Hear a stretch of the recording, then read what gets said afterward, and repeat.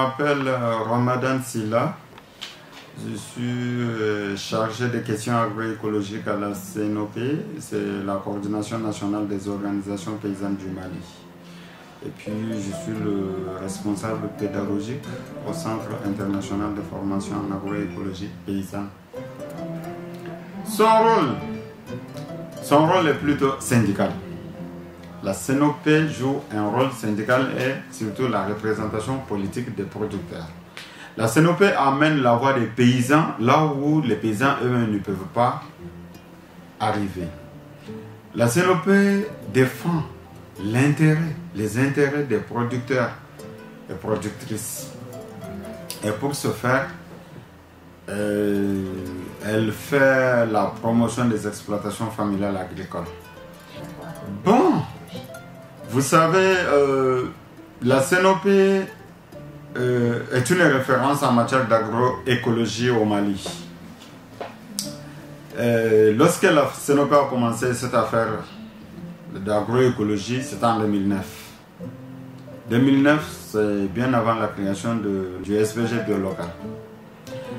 Donc, nous accompagnons les producteurs, nous les formons, nous les transformons, nous leur permettons vraiment de pouvoir dupliquer les connaissances, de pouvoir disséminer les connaissances au niveau de leur terroir. Pour qu'ils puissent d'abord consommer sain, mais aussi mettre à la disposition des consommateurs les produits sains. Alors, chaque année, la CNOP regroupe les producteurs, les délégués de plusieurs régions en matière d'agroécologie pour un peu recueillir non seulement leurs préoccupations dans la mise en œuvre de l'agroécologie, mais aussi les perspectives pour pouvoir orienter nos interventions. En ce sens, chaque année, nos relais en agroécologie nous interpellent sur la question des marchés. Donc, vous nous avez orienté vers l'agroécologie, mais aujourd'hui, nous avons les difficultés de vendre nos produits. Parce que compte tenu de la qualité et le travail abattu pour la production, les gens ont besoin d'avoir un marché spécifique. Et pour aller dans un marché spécifique, il y a des normes qu'il faut respecter.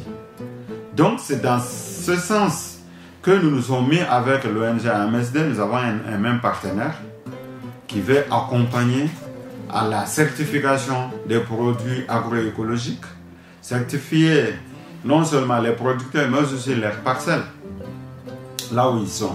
Donc pour leur permettre d'accéder à un marché. Donc c'est dans cette optique que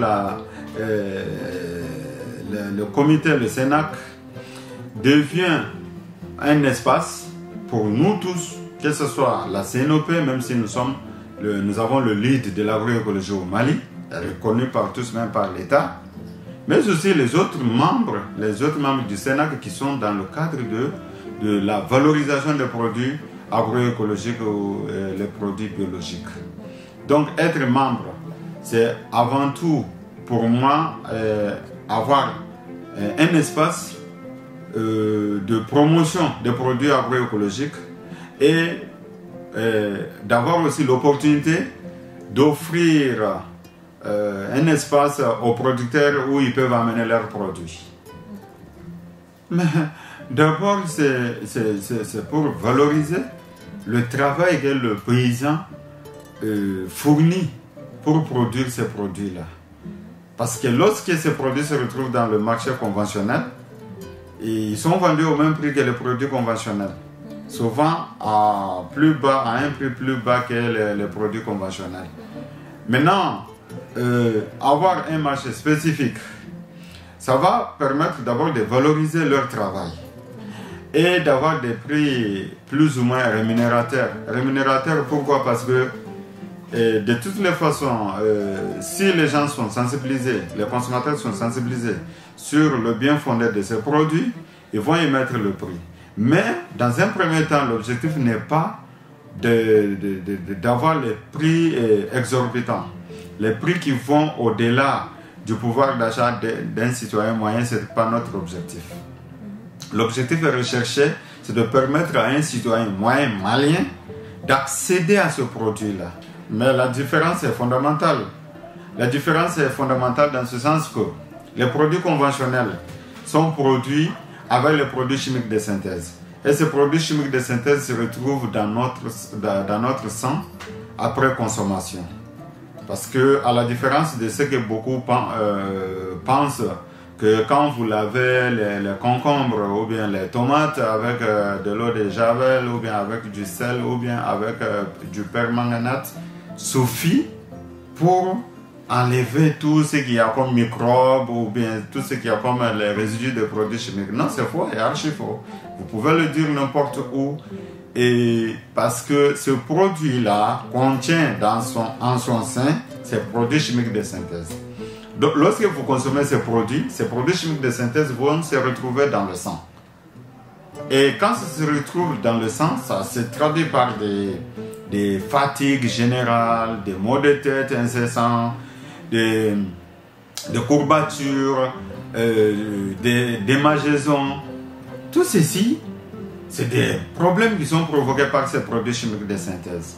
Maintenant, lorsque le paysan consomme ces produits chimiques, des produits qui ont été produits à partir des produits chimiques de synthèse, ils sont exposés à toutes sortes de maladies. Ils sont exposés à toutes sortes de maladies qui tuent à petit feu. Vous voyez, quand vous achetez la tomate conventionnelle, vous la mettez, vous déposez, elle va commencer à pourrir 2 jours, 3 jours après à verser de l'eau. Alors que la tomate agroécologique ou biologique, vous allez trouver que c'est une tomate qui se conserve très bien. Donc c'est le même processus qui se fait dans l'organisme, mais ça se fait à petit feu. Donc l'importance de consommer les produits sains, c'est avoir un esprit sain dans un corps sain. C'est pouvoir diminuer ce que nous dépensons pour les maladies. C'est pouvoir diminuer ce que nous dépensons pour les soins de santé. C'est pouvoir garder ses enfants en bonne santé. C'est pouvoir économiser un budget à côté. Parce que lorsque vous achetez les produits chimiques que vous mettez dans le champ, en même temps, vous tombez malade, vous allez acheter encore les médicaments que vous ne produisez pas. Donc, ceci, c'est des problèmes. Ça appauvrit le paysan.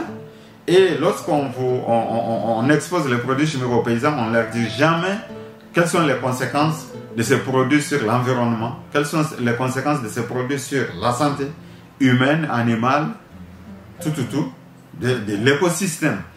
Donc, ils utilisent ces produits, ils se retrouvent enchaînés la main au cou et ils ne peuvent plus revenir en arrière s'ils ne sont pas encadrés, sensibilisés, formés sur la production agroécologique et biologique. Cette activité d'aujourd'hui est pertinente en ce sens que nous, les acteurs du Sénac, avant d'inviter l'État, avant d'inviter les structures de normes et autres, nous, les acteurs qui sont à la base du processus, il était important qu'on se retrouve d'abord pour pouvoir, quand nous allons rencontrer les autorités, que nous ayons la même chanson sur nos langues, que nous puissions chanter la même chanson et aller dans un même sens. Donc, dès que nous sommes d'accord sur la démarche à suivre pour inviter les autorités, c'est là où s'inscrit la pertinence de cette activité d'aujourd'hui. Et déjà, il y a eu plein de recommandations qui sont sorties bien avant même la fin de l'activité.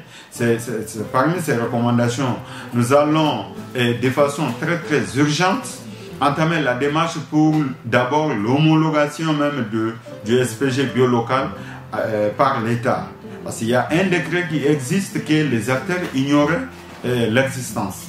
Donc ce décret qui retrace tout ce qui est certification, tout ce qui est création de labels, il y a un décret pris par l'État qui est clair là-dessus, qui est clair sur la démarche à suivre. La CNOP même est membre du comité dans ce décret. La CNOP est mentionnée dans ce décret.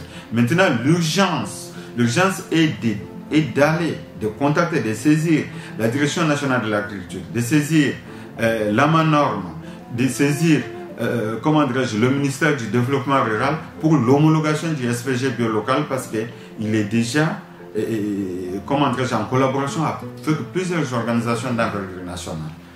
Donc ça c'est l'une des recommandations. D'autres recommandations aussi vont dans le sens déjà, non seulement après l'homologation, mais aussi il s'agit d'inviter d'autres acteurs à nous suivre dans la même direction.